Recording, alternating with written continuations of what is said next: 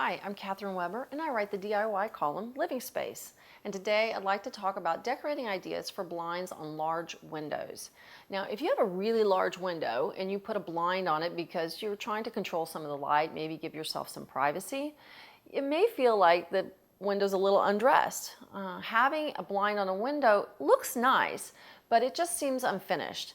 So let's talk about a couple of different things that you can do easily, and it's going to finish out the window, it's going to make the blinds look even better, and you're going to have a nice finished looking feature in your home and or office.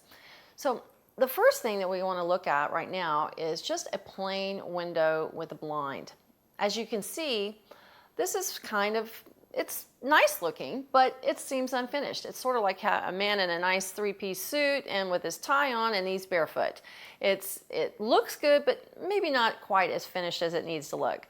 So now we've got a couple of ideas for you. The first is to add a topper.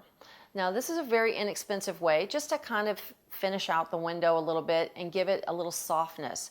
With a simple rod across the top of the window, you can just add a 12 or 18 inch topper. They range in sizes between 12 to 18 inches is typical, and just hang that topper at the top of the window and that will soften up the blind. Now, if you want to add more privacy or even make it look more finished, a great idea is to add some side panels. Now, take a look at this window now that it's had side panels added.